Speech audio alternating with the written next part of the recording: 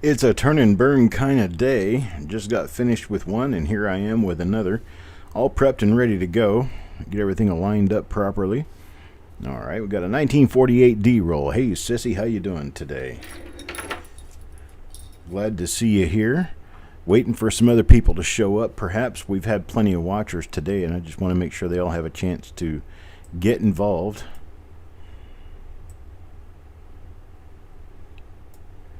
They got 3 people in here right now.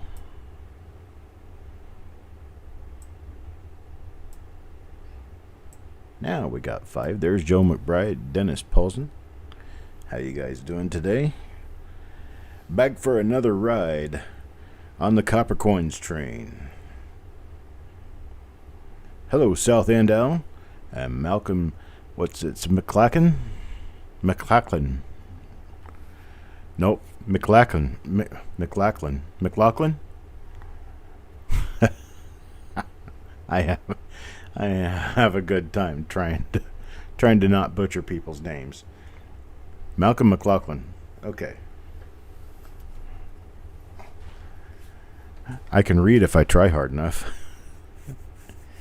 All right. Welcome to the stream. Okay, here we go. I've got coin number 1 coming right up. We've got this 1948D roll. And folks, these are actually very tough rolls to come by.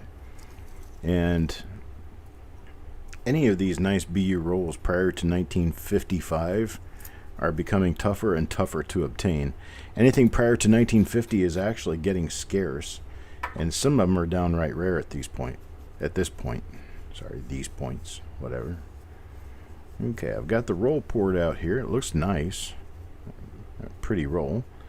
And we're going to start with coin number 1, Deanne. Deanne will get the first coin in the roll, and here is what that first coin looks like. 1948D, we're looking for any wide extra thickness going on in Liberty and around the date area. We're looking for RPMs.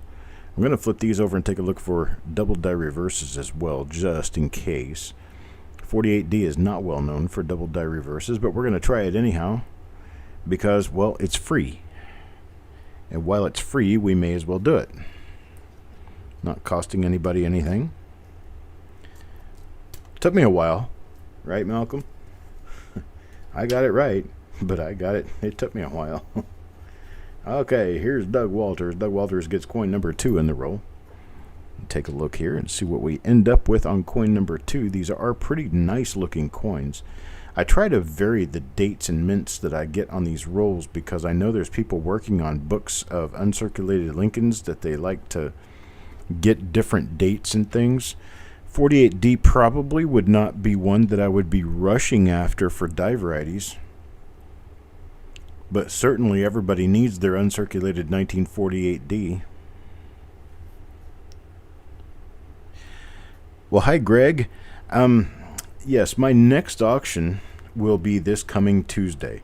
I take the first Tuesday off every month because I am a member of the Veterans of Foreign Wars, and I go to meeting every Tuesday, first Tuesday of the month. And it happens to fall right at the time that my auction would be. So I take that week off from broadcasting. That would be this week. I take off from broadcasting and auction so I can get everything, well, get all the loose ends tied up from the previous week and get ready for the following week.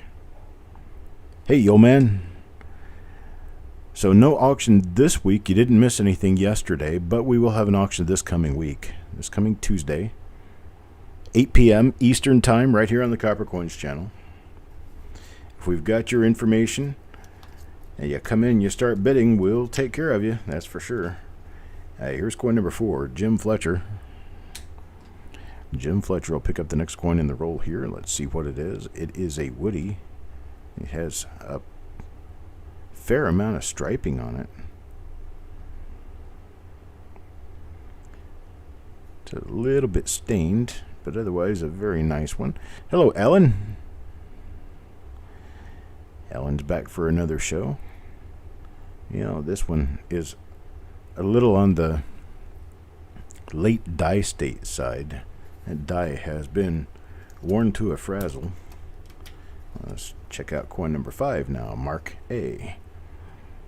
No RPMs yet in this roll. No die varieties at all yet in this roll. Doesn't mean we still can't find one. Just means we haven't done it yet. Flip it over and take a look at the other side real quick. A very late die state reverse again.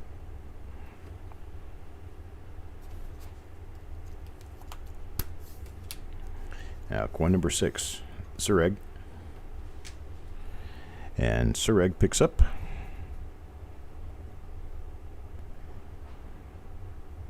An interesting little coin, but it doesn't have an RPM. No double die obverse. Let's take a look at the reverse real quick. No double die reverse either.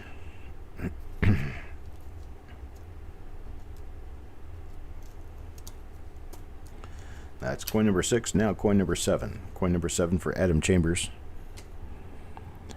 Adam Chambers comes along and gets, it's another normal coin. Or is it?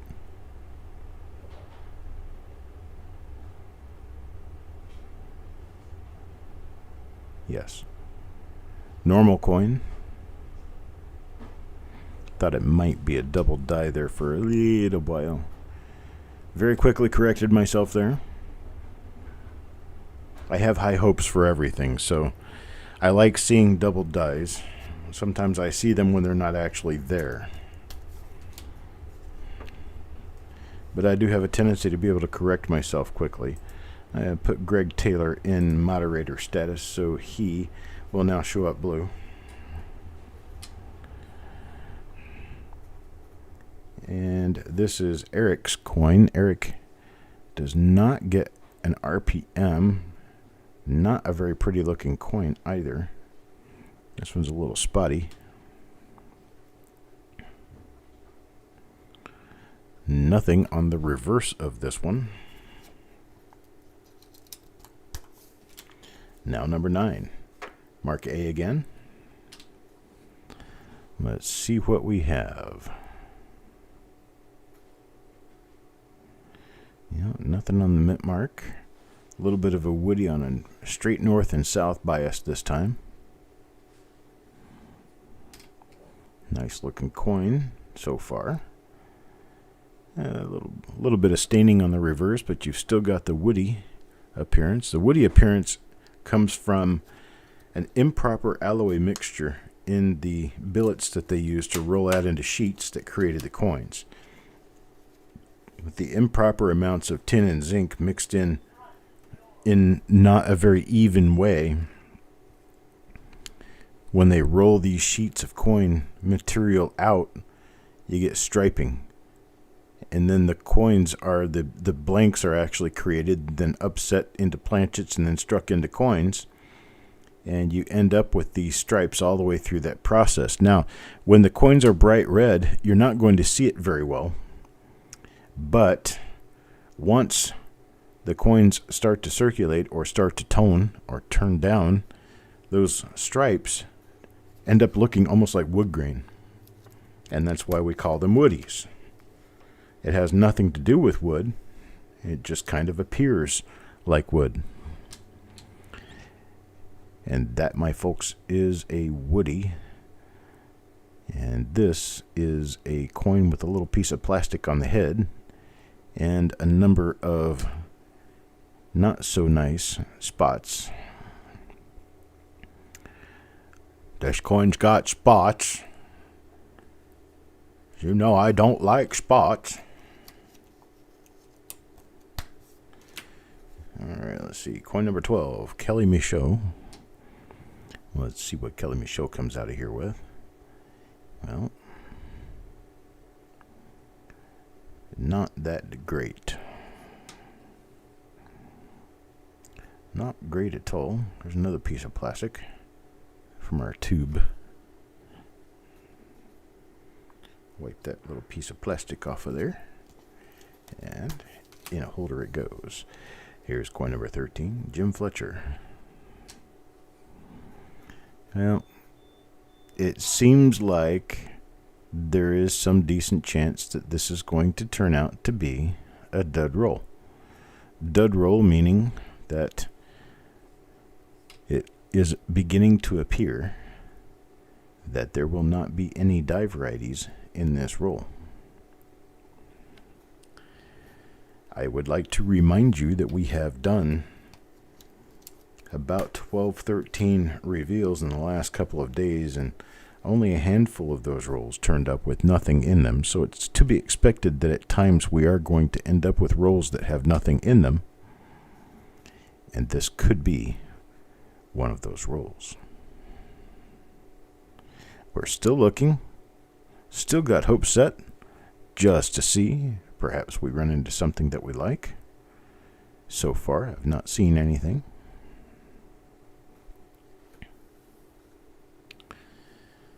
Yeah, Larry got his fingerprints and his spittle on these coins. It's just a tragedy. Travesty and tragedy all wrapped up in one. Oh. Hello. That looks like that could be an RPM.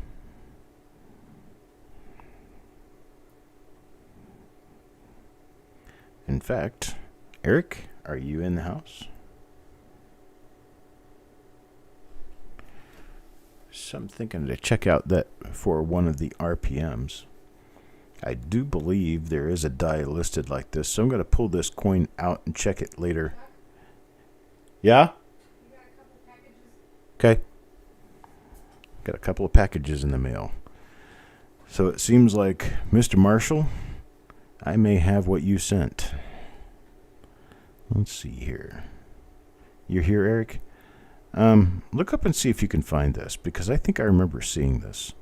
I'm not sure if that's a gouge or if it's an RPM.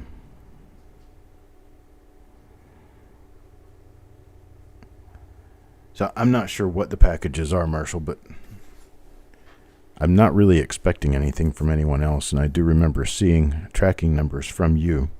So we got 2 packages outside waiting for me because my wife won't lift them. And there we go. So let me know if this happens to be an RPM, Eric. I'm going to pull it off to the side. This is a coin for Wanda. And I think it may be an RPM. It's coin number 16 for Jeff Dunn. Number 16, Jeff Dunn. Oh, I need to pull this way back out.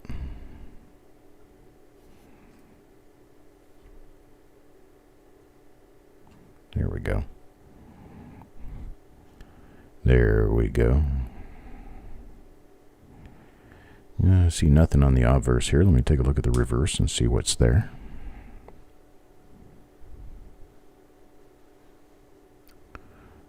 Okay. Nothing on the reverse either. Now, coin number 17. Coin number 17 goes to Sureg. Got nothing going on with this one.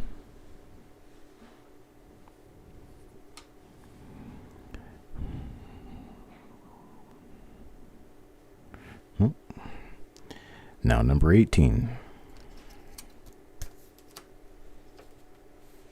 Yo, man.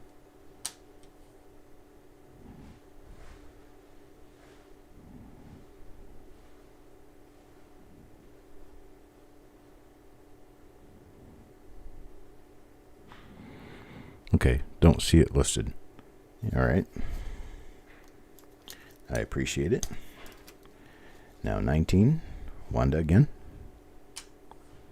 See what Wanda gets. Well, it's not an RPM. It is a Woody. Not a double die. Ooh, that has toning. That has color. This must have been on the end of the roll at one point in time. Very nice. Let me see what that looks like. Oh, that's cute. Wanda, you got yourself a pretty toner. Really nice looking toner there. It's a reverse toner, but it is nice. John Brandon Bow. Let's see what John Brandon Bow turns out with here.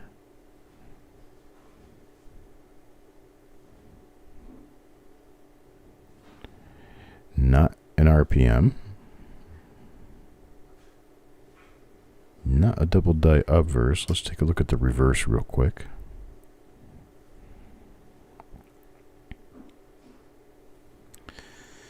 Not there.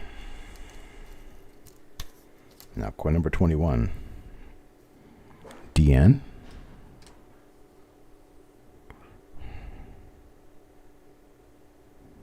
Oof. That one's ugly, DN. I'm not charging you for this. You're gonna have to write down someplace in a book or something that I owe you for this, plus I think I owe you for a coin 50 that never existed. Make sure you let me know about these, because I will tend to forget. Let's see, let me write this down, see if I can start keeping track of it. So hang on just a second. So we've got DN. This is CRH 276. We've got DN. Coin number 21. It's only the ones that are just really a lot worse than what you would generally expect in a roll that I'm going to give refunds on, but I will give refunds if the coins are just not collectible condition, just damaged. Okay, now this one's pretty nice. It's got a little bit of a looks like a lamination going on up there in the field below the N of in, right there. And let's see, what else do we have going on here? Nothing that I can particularly see. And that's for Adam coin number 22. Now 23. Mr. Marshall.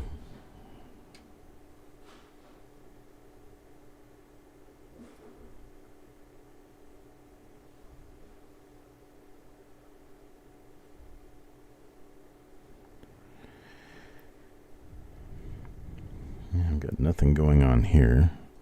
I turn it over and take a look at the reverse real quick.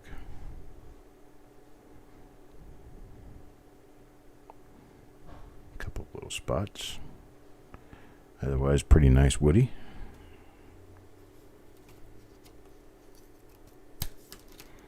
Now 24. Mark A.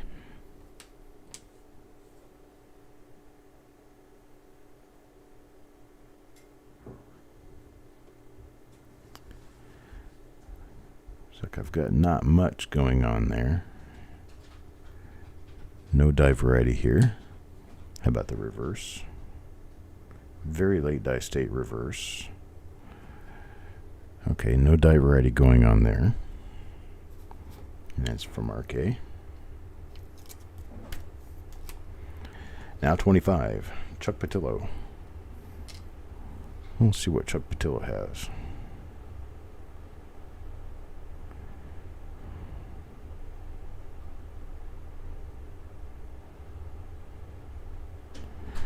Nothing there.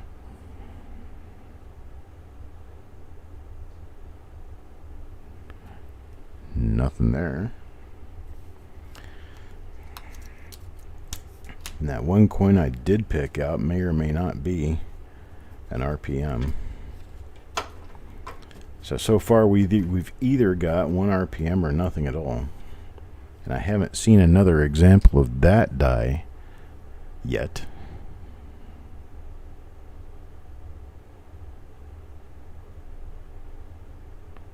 This could be the same die. I'll take a closer look and see if I can do a little bit of examination here. What it looks like is more, yeah, this is the same die. It looks like more of an old die gouge because it extends from here, it goes across, and this is what I was looking at, but then if you look, it extends out to here. The same line goes all the way out.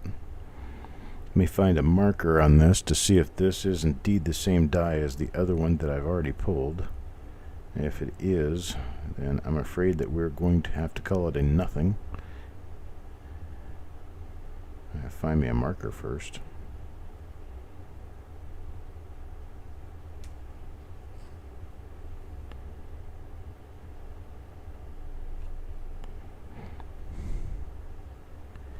Find me another marker anyway.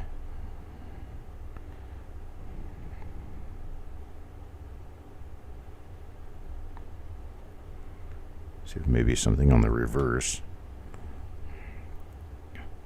See if we can get a good marker out of the reverse here.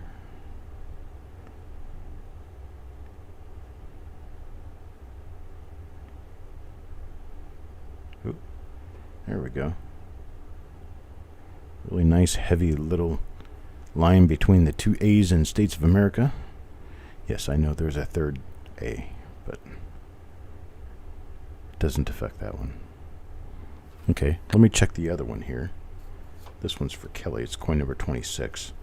It's going to be a normal coin because I do not think this is an RPM. Now let me check coin number 15, see if it has the same die scratch. Yes, same die scratch. So it's the same die, so we do not have an RPM, coin number 15. Unfortunately, sometimes you have to use more than one coin to determine what you do or don't have. And I didn't see it with coin 15, but I did finally there with coin 26. This will be number 27. 27 for James Worley. Mr. Worley's coin is normal, as have been all the rest.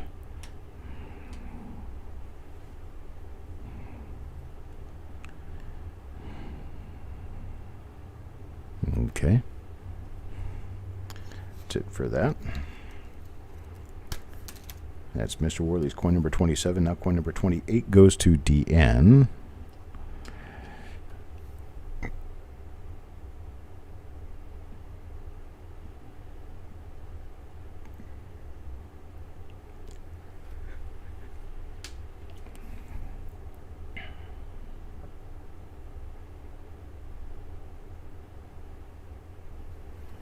Okay, normal coin for DN.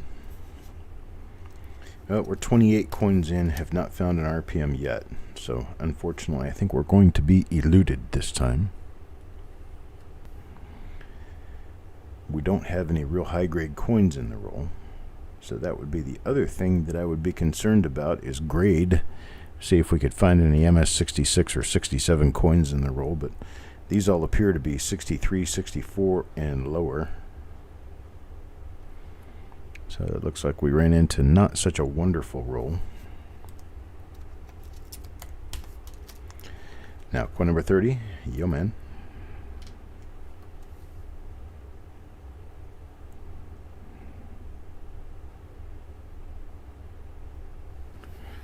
Still not.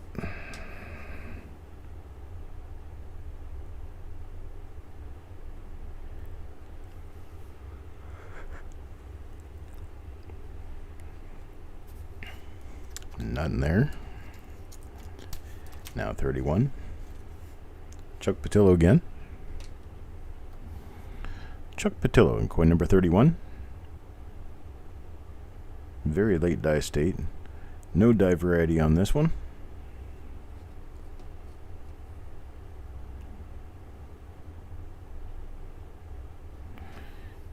Okay. Nothing else going on with this coin. Now coin number 32. Coin number 32 goes to Mike Birchman.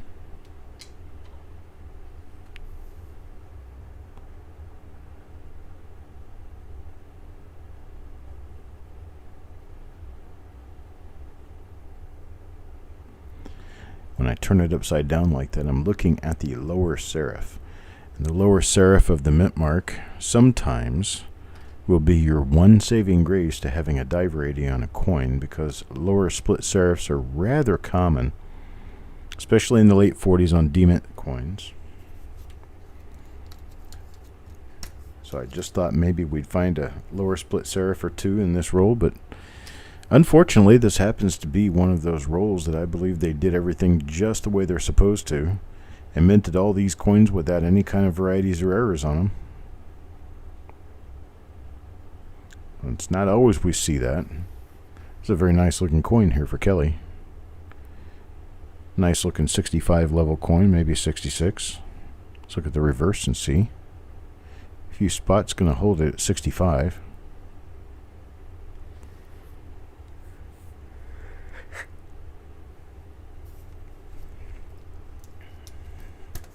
Now number 34. Now number 34, Joe McBride. No RPM and no double die obverse. And I've seen that die before. We're not even going to scope the reverse. I'm just going to check it real quickly for varieties, or I mean for errors. We got Mr. Worley coming up next. Coin number 35.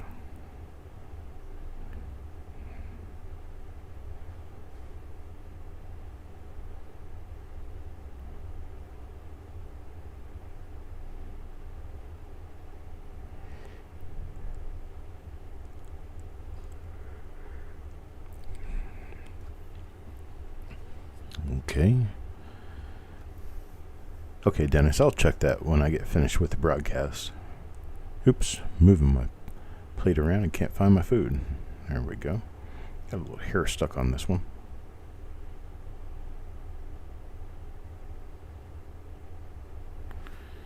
Okay.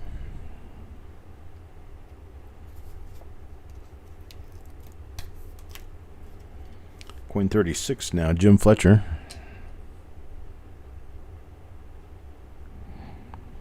Spotty.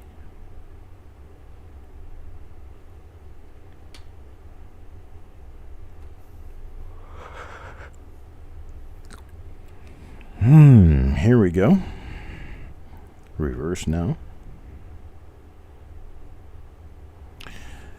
Nothing, couple of spots. Number 37. I'm not highly pleased with this roll, but it's also not a bad example.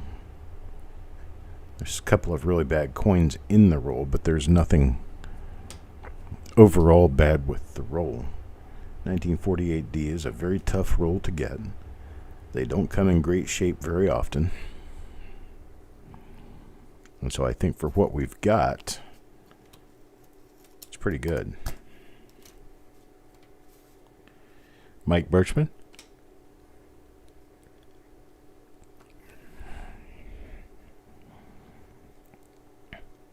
Double dies are not very well known for 1948D, and the RPMs, most of which are rather minor, are kind of difficult to find.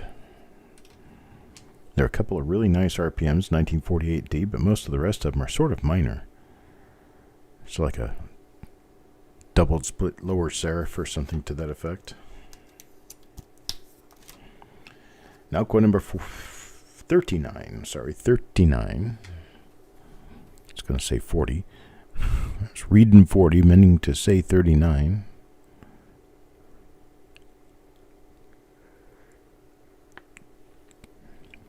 It's kind of like that test they do when they show you the names of colors written out, but they're written in colors other than those the name is of. So they'll show you the word blue written in yellow letters. Then they'll show you the word red written in black letters. Then they'll show you the word green written in blue letters. And the object of the game is for you to name the color the letters show in, not read the word that it says. I can do it pretty quickly, but I'm not a pro at it for any shake of imagination.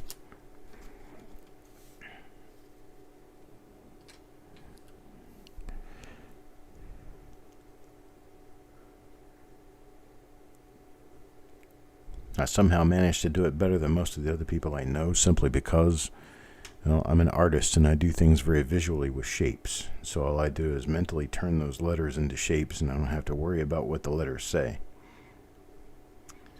Okay, It's a kind of an ugly coin, but it's going to pass. It's not too far gone.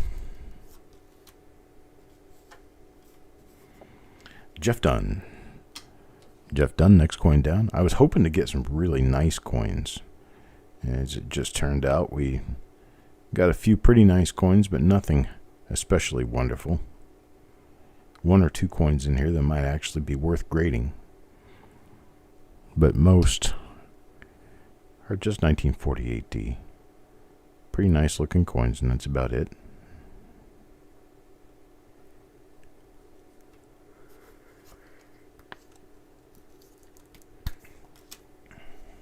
At coin 43 going to Marshall now.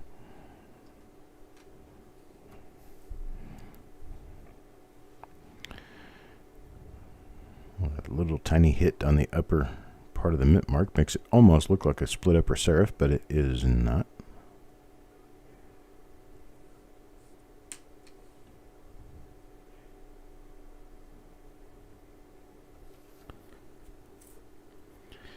Alright, got nothing going on there.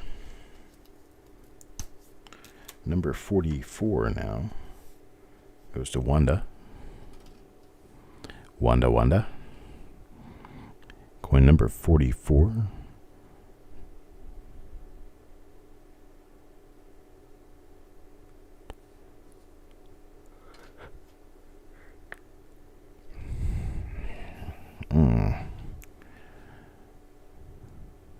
And get my chores done this afternoon, then I'll be back this evening.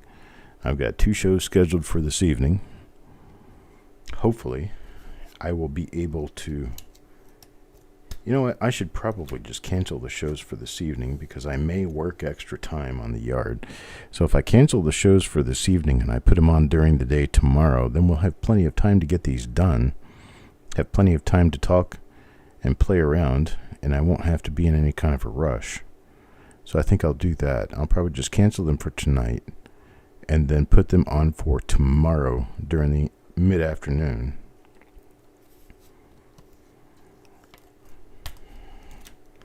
Use tonight to try to get some of these packages together, get things mailed out of here, and start taking photos because my camera finally works.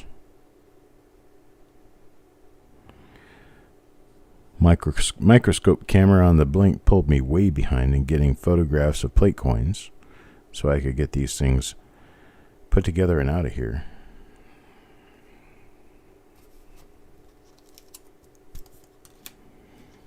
Here's coin number 47. I think this will be the last one for today, Time Traveler's Coin Exchange. I think I'm going to go ahead and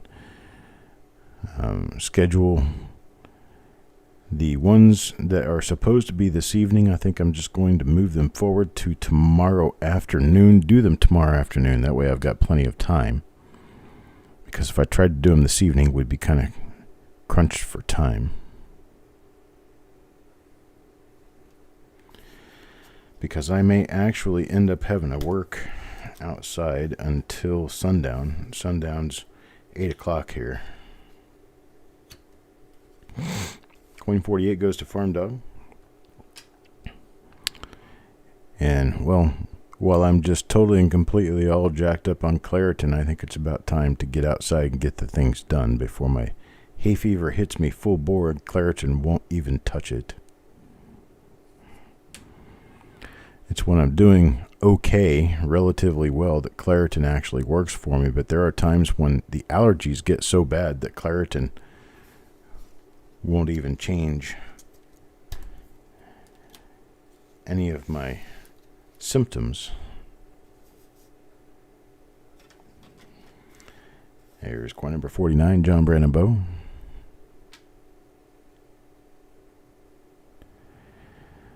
The microscope that we're using right now with the camera was on a special deal. It was a special half-price sale. They do have half-price sales from time to time. Oh, there's a hair in the coins. Amscope does have special deals from time to time. And this was on a half-price sale. And overall, including shipping, I think it cost me around $850, and that was half price. That was with the trinocular microscope. the eyepieces, and the adapter fitting plus 18 megapixel camera. So basically, everything I'm using on these coins except the light. The light is a completely different animal altogether. New, these dual fiber optic light guide halogen bulb rheostat control light boxes cost around $750 to $850 new. Used, you can find them as cheap as $175 to $200, but you're not going to get them any cheaper than that. Hey, Hawkeye. I'm doing just fine. I just finished up this roll that Doug Walters had the last coin, and unfortunately, folks, we came out with a roll that has nothing in it for die varieties. So it's a pretty simple split up and mail out for this particular roll. Unfortunately, all 50 coins turned out to be normal. I appreciate everyone coming this afternoon. I appreciate you guys supporting this channel and being here. Please hit that thumbs up before you exit today. That way we can be sure that we're going to be visible to other people later on who are looking for something fun to do with Lincoln Cents, and here we are doing this. I want to get this word spread out as much as I can. Time Traveler's Coin Exchange, to be able to use a camera through the microscope, it's a good idea to get a trinocular microscope, one with a third tube. That way your camera can be mounted to that third tube. All right, folks, I'm going to take off. I need to go and get the yard work done. I appreciate it. Thank you very much, and you guys have a great evening, great night, and I'll see you tomorrow.